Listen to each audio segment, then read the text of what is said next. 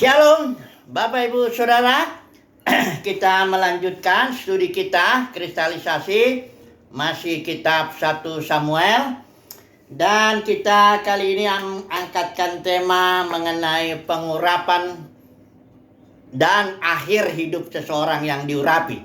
Ya, ini kita ambil kasus, tentu karena 1 Samuel studi kita ambil kasus Saul dengan Daud.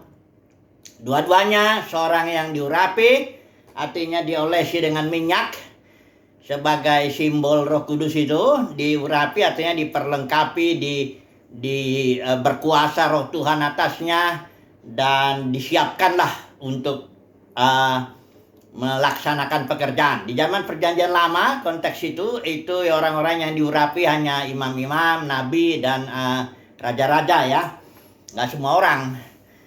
Nah, ini kita tak usah baca bagaimana Saul diurapi, ya. Daud juga diurapi. Ini pasal 9, Saul diurapi. Kemudian yang Daud diurapi itu di pasal yang ke-16, ya. Ini kita coba aja lihat, banding-bandingkan aja dulu, ya. Pengurapannya sama, ya. Minyaknya sama, orang yang mengurapinya Samuel juga sama, efeknya juga sama, berkuasa Roh Tuhan, ya, atas orang yang diurapi. Saul juga begitu. Bahkan diceritakan di sini Saul menjadi manusia yang lain setelah dia diurapi, ya. Jadi dikatakan di sini setelah Saul diurapi, dia menjadi melihat tanda-tanda dan dia berubah menjadi manusia yang lain. Itu Saul, ya. Daud juga begitu, ya. Kita sudah pelajari itu Daud diurapi, dan ini khususnya diurapinya Daud ini di depan saudara-saudaranya, ya. Dan ada satu hal yang menarik di sini, ketika Daud diurapi, Roh Tuhan telah mundur dari Saul. Jadi kita tahu kalau konteks Perjanjian Lama itu Roh Kudus yang mengurapi itu tidak tinggal diam di dalam orang itu selama-lamanya, nggak begitu. Itu nanti tergantung, kita mau lihat nanti temanya ini, akhir hidupnya ini dan apa penyebabnya. Kalau dalam konteks Perjanjian Baru itu Roh Kudus, Roh pemberi hayat, dia diam selama-lamanya di dalam orang yang diurapinya, ya. Walaupun nanti ada akhir yang berbeda juga, ya. Kita akan melihat nanti Demas, dia diurapi, dia tim Paulus, bahkan dia tapi kembali mencintai dunia. Atau kasus Yudas lah, ya, walaupun dia, ya, waktu itu dia belum diurapi karena Roh pemberi hayat kan belum turun, Yesus belum dimuliakan. Tapi intinya sama juga, judul ini pengurapan dan akhir hidup seseorang ini bisa diterapkan dalam konteks Perjanjian Lama maupun konteks Perjanjian Baru, ya. Nah, kita lihat dulu, ada beberapa hal yang saya coba banding-bandingkan dulu supaya nanti kita bisa melihat ini perbedaannya, ya. Karena kita lihat akhir hidup Saul itu sangat menyedihkan. Dia terakhir berperang sama orang Filistin, ya, Roh Tuhan sudah undur. Akhirnya dia mati bersama dengan 3 anaknya itu, ya. Jadi matinya juga sebenarnya dia ditembak, ya, dipanah, dia parah, dia supaya jangan dipermainkan orang Filistin, dia membunuh diri sebenarnya, menjatuhkan diri ke pedang begitu, ya. Jadi matinya tuh ndak inilah, ya. Lain dengan Daud. Daud itu mati pada waktu di 2 Samuel, ya. Mati pada waktu telah putih rambutnya, lanjut umurnya, penuh kekayaan dan kemuliaan. Akhir hidup Daud itu sangat bertolak belakang dengan akhir hidup Saul, ya. Walaupun keduanya sama-sama diurapi dengan minyak, sama-sama diurapi oleh orang yang sama, Samuel. Sama-sama Roh Tuhan pernah berkuasa dalam di kasus Saul, ya. Jadi ada apa ini? Tentu dengan mudah kita bisa melihat dijelaskan dalam Alkitab, dalam Kisah Para Rasul itu Paulus bilang, ini dia khotbah, ya, dia bilang gini, Tuhan bilang, aku sudah menemukan Daud, seorang yang berkenan di hadapanku dan yang melakukan seluruh kehendakku, ya, kata Tuhan begitu, ya. Saul bukan nggak melakukan kehendak Tuhan, hanya nggak seluruhnya, ya. Misalnya dalam kasus Amalek, ya, Atau misalnya dalam kasus ini yang dia menunggu Samuel itu di pasal itu kita sudah bahas itu kan. Menunggu Samuel, dia bukannya berarti tidak taat total, enggak. Tidak taat seluruhnya, ya. Sebagian aja. Misalnya kayak kasus Amalek itu, dia bukannya nggak menumpas Amalek, dia tumpas semuanya, disisakan kambing domba yang bagus, lembu-lembu yang bagus, dengan maksud dia berpikir untuk mempersembahkan itu kepada Tuhan gitu. Jadi Saul ini bukan seorang yang melanggar total, ya, dan bukan juga seorang yang tidak memiliki keberhasilan. Karena dikatakan di sini Saul ini, mari kita melihat dulu di pasal berapa ini? Kita sudah pernah itu singgung itu. Ini ya. Pasal 14 ayat 47, setelah Saul mendapat jabatan raja atas Israel, maka berperanglah ia ke segala penjuru melawan segala musuhnya, melawan Moab, Bani Amon, Edom, raja negeri Joba, Filistin. Perhatikan ini, dan kemanapun ia pergi, ia selalu mendapat kemenangan. Jadi Saul bukan, jangan nanti kita bayangkan, oh ini Saul ini seorang yang gagal, berontak, enggak taat total, enggak begitu.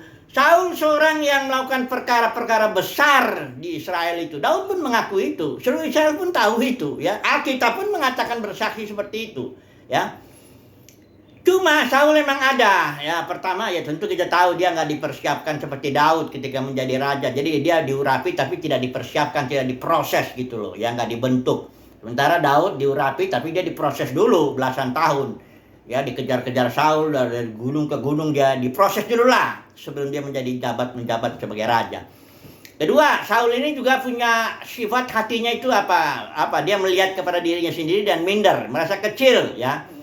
Minder, dan dia orang yang minder ini ingin dipuji, ingin bikin bangun monumen, ya, dalam hidupnya itu Saul bikin juga itu.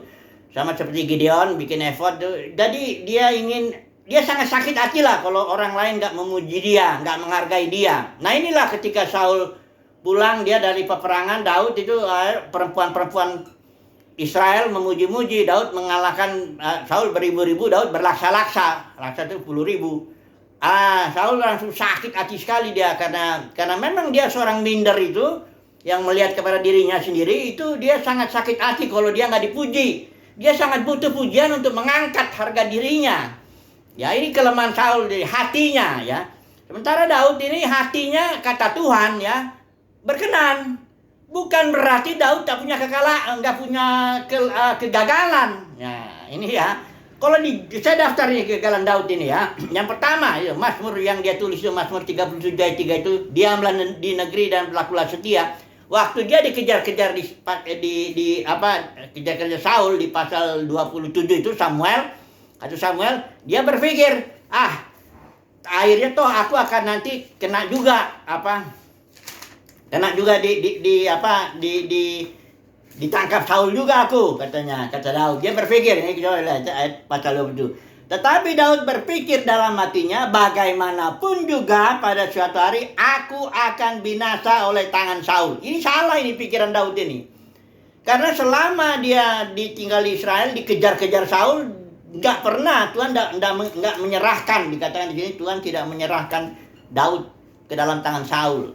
Jadi seandainya lah Daud tetap percaya, dia tetap di negeri di Israel, walau dikejar-kejar Saul, tetap Saul nggak bisa tangkap Daud. Itu sudah karena Daud kan sudah diurapi, sudah jadi raja, hanya tinggal dia diproses saja. Tapi karena Daud nggak tahan, dia pikir udahlah mau cari aman aja lah. Larilah dia ke negeri orang Filistin, Raja Gad itu, Akis namanya. Akibatnya itu ngeri, saudaraku.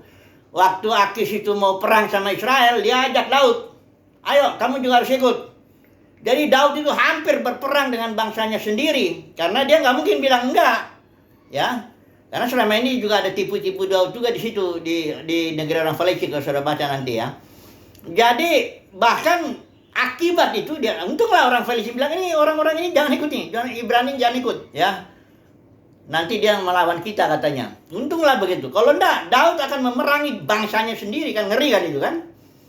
Kemudian Daud pulang, dia disuruh pulang sama orang Filistin. Nah, dia di situ Ziklag itu daerah tempat Daud tinggal di sepanjang dia di negeri Filistin. Ziklag itu diserang, ya. Istrinya Daud diambil, semua diambil. Dan Daud kejepit sekali karena rakyat mau melempari dia dengan batu. Untung dia menguatkan hati dan dia akhirnya selesailah krisis itu. Itu satu kelemahan Daud, ya. Yang kedua masalah Abigail, ya. Kita tahu waktu itu dia masalahnya dia berbuat baik dengan Nabal apa semuanya. Nabal ini suaminya Abigail. Tahu-tahu Nabal balas yang nggak baik. Oh, dia udah siap. 400 orang siap sandang pedang mau dibunuh itu semua laki-laki di. Ini Nabal orang kaya sekali. Untunglah Abigail itu datang. Jadi memang Daud ini punya kelemahan, untung diselamatkan juga dari utang darah kalau dalam kasus Abigail itu, ya. Walaupun akhirnya Nabal mati, Abigail jadi istrinya. Kelemahan berikut itu ini Batseba, ya, kita tahu itu, ya. Itu kelemahan. Oh, ngeri tapi kelemahan itu, ya. Merebut istri orang dan merencanakan pembunuhan kepada suaminya, ya. Tapi Daud walaupun begini kelemahannya, ya, tapi dia seorang kata Tuhan ini, seorang yang berkenan di hadapan Tuhan, hatinya, ya. Kalau dipikir-pikir emang secara penampilan, apalagi kalau Saul itu penampilannya secara fisik kok bagus sekali, dia lebih tinggi dari orang Israel rata-rata itu bahu ke atas, ya. Seorang yang elok, ya Daud juga dibilang, tapi Daud itu bukan orang yang apa, ya, yang penampilan lahiriannya nggak seperti Saul lah. Ya. Tapi itulah pokoknya Tuhan bilang hatinya Daud berkenan. Ya. Ingat, ya. Bukan tidak ada kekurangan Daud itu. Malah ngeri kekurangannya ini kalau saudara lihat itu. Ada 3 kekurangan yang ngeri-ngeri yang tercatat yang kita bisa lihat. Saul malah nggak kelihatan kekurangan yang seperti begini, ya. Tapi Saul punya hati yang minder. Oke, saya akan menutup dan sekaligus mengaplikasikan. Ini kan konteks perjanjian lama, ya. Mengenai pengurapan dan akhir hidup orang. Kasus Saul ngeri, ya. Karena hatinya minder. Pokoknya intinya hatinya nggak berkenan di hadapan Tuhan, itu aja lah, ya. Kalau Daud diurapi, akhir hidupnya bagus, ya. Mati pada waktu telah putih rambutnya, lanjut umurnya, penuh kekayaan dan kemuliaan. Kasus perjanjian lama itu orang sukses dia harus begitu, ya. Harus kaya, ya, karena itu memang berkatnya, ya. Kalau perjanjian baru lain lagi. Dan kemuliaannya di sini kan kemuliaan lahiriah, ya, terutama, ya. Kalau di sini nanti kemuliaan Tuhan. Oke, kita lihat dulu konteks perjanjian baru. Kita mengambil contoh ini aja, atau gini aja, lihat Yesus lah. Yesus mengakhiri, dia diurapi juga. Roh Tuhan mengurapi aku. Dengan urapan yang memang tak terbatas Yesus itu. Dan di akhir hidupnya di kayu salib dia bilang tetelestai. Isinya completely complete, perfectly perfect. Sempurna sesempurna-sempurnanya, ya, selesainya. Artinya seluruh perjanjian lama dalam nubuatnya, dalam hukum-hukumnya, dalam apanya tuh sebagai pertama sebelum masuk perjanjian baru itu sudah sempurna diselesaikan ini. Maka dalam konteks perjanjian baru lain lagi, ya, nanti itu ada pelajaran khusus. Kalau Paulus juga pakai istilah aku telah mencapai garis akhir, aku telah memelihara iman, aku telah mengakhiri pertandingan yang baik. Nah, itu Paulus menggunakan kata Yunani teteleka, bukan tetelestai. Karena kalau tetelestai menurut para ahli bahasa ini, ya Derek Prince salah satu dia bilang itu artinya nggak sama dengan ini teteleka. Teteleka itu artinya selesai juga, tapi tidak sempurna, ya. Karena Paulus juga pernah juga mengalami gagalan itu kan, waktu dia gagal mendengar bisikan roh waktu dia mau ke Yerusalem itu di akhir hidupnya. Jadi ini 2 orang yang berhasil lah dalam perjanjian baru, konteks perjanjian baru, artinya berhasil di sini. Selesailah seluruh kehendak dan rencana Bapa untuk dia itu, ya. Entah dia jadi martir, entah dia jadi matinya normal atau apa, pokoknya selesai aja, itu aja lah intinya, ya. Nah, mari kita melihat ini perumpamaan penabur sebagai penutup, karena saya melihat ini ada kuncinya di sini, kuncinya di telinga ini, ya. Karena begini, Saul dengar dia firman Tuhan lewat Samuel kasusnya, tumpas Amalek. Kata Samuel, ya. Saul tumpas, hanya tidak full, tidak semuanya ditumpas. Kalau Daud dengar firman Tuhan, dia taati itu, ya.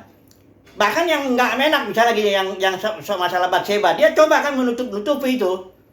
Udah berbuat apa, dia coba nutupi, dia panggil itu si Uria itu, suaminya Batseba, supaya pulang, supaya tidur sama si Batseba, supaya kalau nanti hamil ya itu jadi seolah-olah anaknya Uria gitu. Daud coba nutupin itu.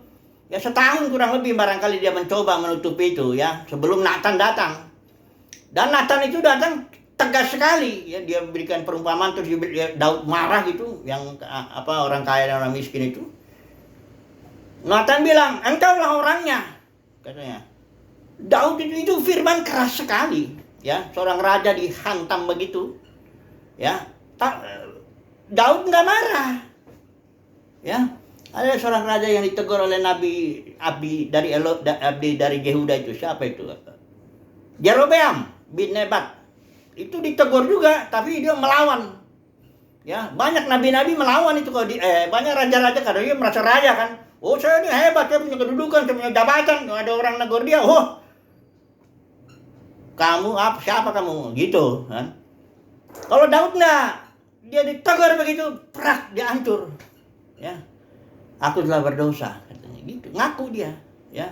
Memang dia punya kelemahan, tapi kalau begitu datang firman, telinganya itu nangkap. Tap, itu langsung bertobat. Nah, ini saya mau coba mengaplikasikannya dalam kita. Kita umat perjanjian baru, pasti sudah dirapi, ya. Tapi akhir kehidupan kita nggak sama. Menurut saya, ini yang saya pahami, kuncinya tuh bukannya berapa banyak orang berkhotbah, berapa banyak orang terkenal, berapa banyak dia ini, bukan itu. Kuncinya gimana telinganya itu terhadap firman Tuhan. Itu kunci ya. Karena dalam perumpamaan penabur ini ada tiga perumpamaan, diuraikan dari 3 tempat. Matius pasal 13, terus kemudian Markus pasal 4 itu diuraikan juga, dan diuraikan juga dalam Lukas pasal 8. Intinya perumpamaan penabur itu ada orang nabur firman, ya, nabur orang yang, atau firman lah, benih firman lah, ya. Itu tanah itu hatinya, hati orang itu tanahnya. Ada yang keras, trotoar, dengar firmannya. Ini nggak termasuk ini kategori yang pertama ini, karena dia belum berbuah. Karena ada firman, dia sudah keras, dia makan burung ya. Udah, nggak ada ya kategori. Kategori kedua, datang firman, diterima, haleluya katanya. Tapi tanahnya, hatinya ada batu di dalamnya. Keras dia, tidak berakar ketika datang sinar matahari, pencobaan karena firman itu. Lari dia, ya.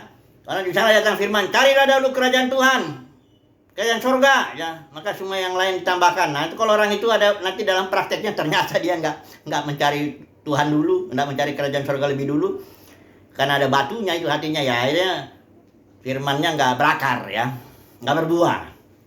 Kemudian kategori ketiga, ini ada tanahnya yang berapa? Semak duri. Datang datang firman, ya. Dia dengar, ya, dia terima, tapi katanya dalam pertumbuhannya itu dijepit oleh apa itu namanya, semak duri itu. Nah, ya, semak duri itu tipu daya kekayaan dan tipu daya kekayaan dan ayo hawa nafsu dunia, ya, tipu daya kekayaan dan keinginan akan apa, ini mana dia? Kalau kita lihat di Matius, ya, apa itu tipu daya kekayaan? Tipu daya kekayaan lah ini. Apa yang ditaburi dengan semak duri, orang yang mendengar firman lalu kekhawatiran dunia. Oh, kekhawatiran dunia dan tipu daya kekayaan. Ya. Jo. Kemudian yang ketiga, yang keempat, kategori keempat baru dikasih firman, dia bertekun, ya, bertekun. Di sini kalau di Lukas dibilang bertekun dia, akhirnya menghasilkan buah, ya.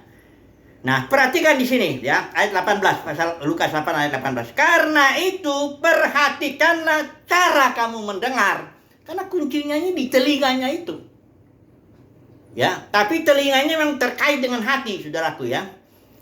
Hati tertentu akan mendengarkan hal-hal tertentu. Saya kasih contoh. Hati tukang parkir, ya, biarpun dia di keramaian lalu lintas, hati tukang parkir itu selalu dengar starter mobil. Sudah perhati nggak? Kadang-kadang kan, saya kadang-kadang suka, ini kebetulan nih ada tukang parkirnya nih, ya. Kita starter, dia langsung lari datang. Padahal lagi ribut suaranya. Saya pengen lolos juga sekali-sekali. Karena dipikirkan itu ilegal ya. Dia ini kan kita parkir, setiap kau parkir bayar terus kan, kadang-kadang kesel juga gitu kan. Tapi setiap ada cet gitu, starter mobil itu telinganya tukang parkir itu tajam sekali. Lari dia langsung ke situ. Tuh katanya. Dari mana pun saya nggak tahu ini. Kenapa? Ya itu hatinya dia, kalau dia tahu kan hati tukang parkir dia kan duit kan itu. Kalau ada bunyi starter mobil lah duit toh. Jadi dia tuh peka telinganya terhadap starter mobil. Biarpun ribut tetap kalau ada bunyi dia datang. Hati tertentu akan mendengarkan suara tertentu. Saya beri contoh lagi. Kalau hatinya memang tukang gosip, senang ngomong-ngomong sana sini, ya. Itu pasti suka juga mendengarkan suara gosip. Ya. Hatinya bukan telinganya yang persoalan, itu hatinya. Walaupun kadang-kadang di manis-manis ini kita doain aja lah ini ya. Ini untuk kita aja lah ya. Terus begitu kita doain ini, akhirnya semuanya kesebar juga.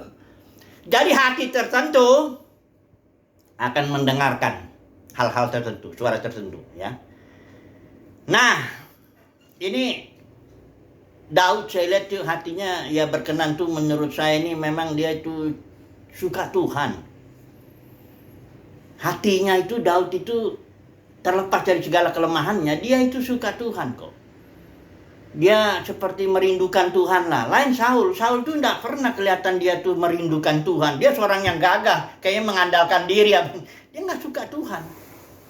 Ya. Dan satu lagi penutup ini ya. Di sini dikatakan pelita, ada perumpamaan pelita ya. Banyak orang, kita nggak bahas terlalu dalam. Yang penting banyak orang memisahkan antara perumpamaan penabur dengan perumpamaan pelita. Ini pasal Lukas 8 dari penabur langsung pelita. Karena diberi judulnya ini perumpamaan tentang seorang penabur. Judul berikut perumpamaan tentang pelita. Seolah-olah ini terpisah. Padahal enggak, ini penabur dan pelita sama. Satu masih panjang. Karena di pasal 18, di ayat 18 ini masih ada kesimpulan. Karena itu perhatikan cara kamu mendengar. Jadi pelita ini apa? Pelita ini begini, nggak ada orang yang menaruh pelita taruh dalam kantang. Tapi bilang di sini dikatakan ayat 17 kesimpulannya dari perumpamaan pelita, sebab tidak ada sesuatu yang tersembunyi yang tidak akan dinyatakan. Apa ini maksudnya kalau kaitannya dengan perumpamaan penabur? Artinya begini, hati seseorang nggak bisa ketahuan di awalnya, nggak bisa.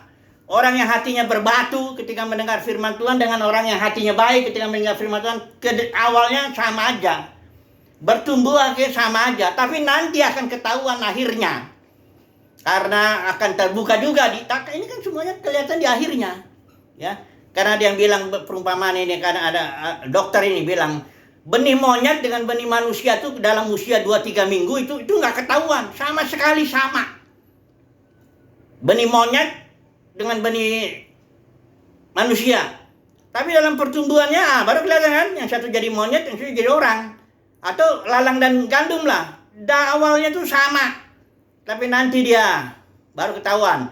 Nah, perumpamaan pelita itu artinya gini. Hati orang akan ketahuan nanti. Tetap akan ketahuan. Karena tidak ada sesuatu yang tertutup yang tidak akan dibukakan. Ya, pasti akan ketahuan nanti. Di akhirnya biasanya. Ya ada orang yang hebat tuh melayani Tuhan kayaknya sungguh-sungguh doa, ujung-ujungnya mulai kalau nggak karena uang, biasanya karena uang, ya, atau karena jabatan atau harga dirinya atau apa semuanya, pokoknya ada di ujungnya lah. Atau dia bikin monumen yang seperti Saul bikin monumen atau Gideon apa ujungnya itu ketahuan. Ya, jadi memang ini ngeri ini. Ada seorang senior saya bilang waktu itu adalah ujian yang mengerikan karena nggak ada kesempatan lagi orang untuk apa di akhir hidupnya ketahuan lah itu.